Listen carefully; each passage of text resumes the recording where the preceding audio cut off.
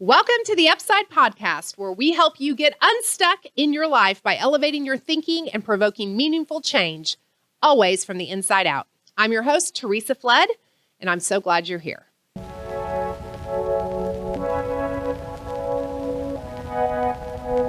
Today's episode, we are going to talk about limiting beliefs.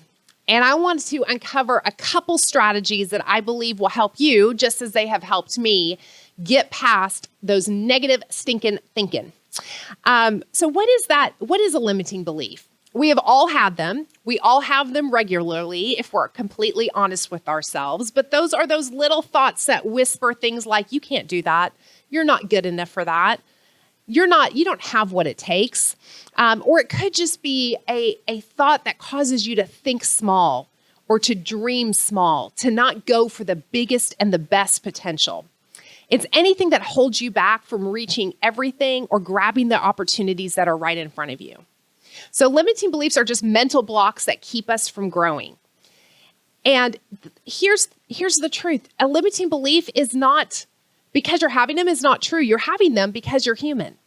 And so many times we give credence to it because we think, if I'm having this thought, it must be true. There must be some truth to it. And I'm here to tell you, you're having them just because you're a human being.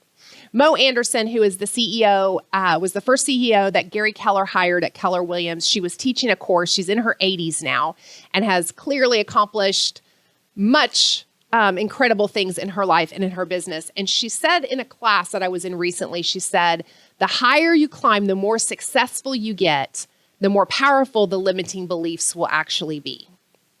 And that took me back a little bit when she first said that. I was like, oh, great. And it felt a little discouraging, but the more I've thought about it, the more I've realized that that is true. Because the higher we go, the more we often have to lose.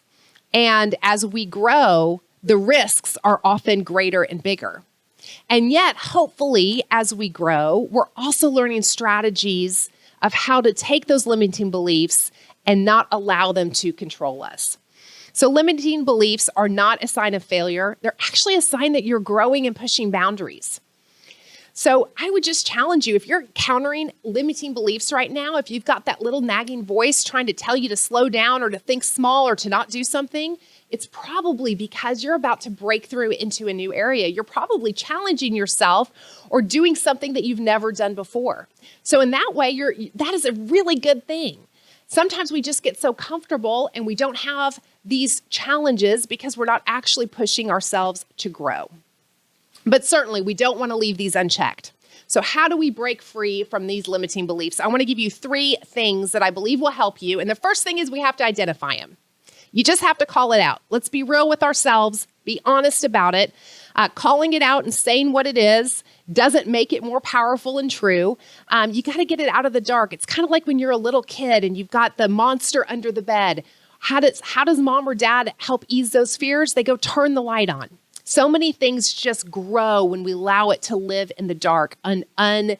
And so number 1, I would encourage you to just identify what it is that is stuck in your head. And then ask yourself, where did this belief come from? And then ask, is this even true? And when you bring the thoughts into the open, you're going to take away their power.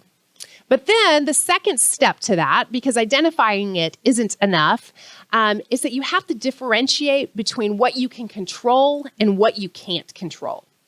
So when we have a limiting belief, what it actually does is it puts us into victim mentality because we feel powerless. It takes us out of the driver's seat. We feel like we're a victim to whatever it is around us that we're not going to be able to succeed.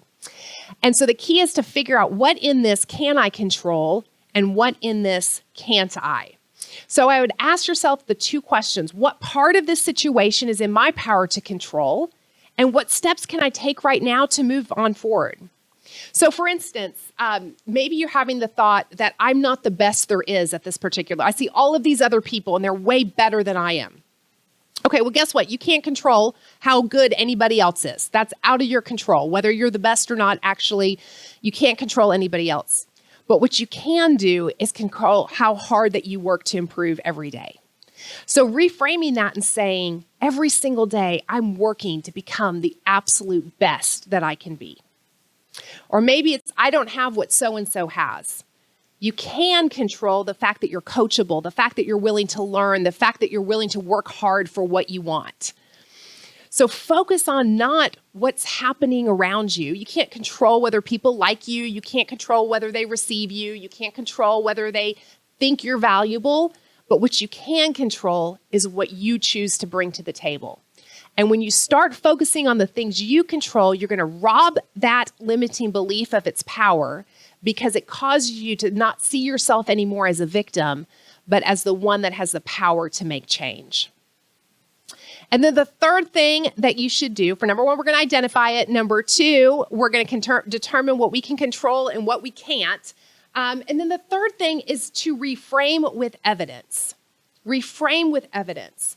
So your brain is hardwired to find what you believe and what you're looking for. So you've heard this before, I'm sure. When you buy a new car, all of a sudden that car is everywhere. You thought you were the only one with that particular car. You get it, and then literally it's everybody on that road on the road has the same car. It's because your brain is programmed now to look for it and to find it.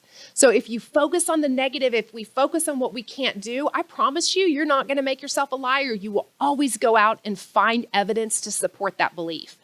But if you're looking for evidence to support the things that you can do or the things you can control, eventually your brain is going to get in sync and it's going to find the evidence to prove that that is correct. So look at your past successes. When have you overcome things? Go back to those days and celebrate those wins. Find mentors, friends, people that are going to encourage you and speak life into you. And when you share that limiting belief with them, they're going to let you know what the truth is. You don't have to fight these battles alone. And yet, we're never with that person, our biggest cheerleader. We're not with them 24/7. And so we do have to learn how to become our own encourager and take our own thoughts captive and not let them run us around. So remember, reframing this is not about ignoring a reality. It's about choosing to focus on the possibilities instead of focusing on the limitations. And when you focus on finding the positive, when you focus on the upside, what I promise you is that you will find it. So one of the things that I ask, instead of saying, why me, I say, why not me? Or I can't with, how can I? And when you start making those little shifts, it's actually going to open up your mind to solutions. So limiting beliefs, ladies and gentlemen, does not mean you're failing.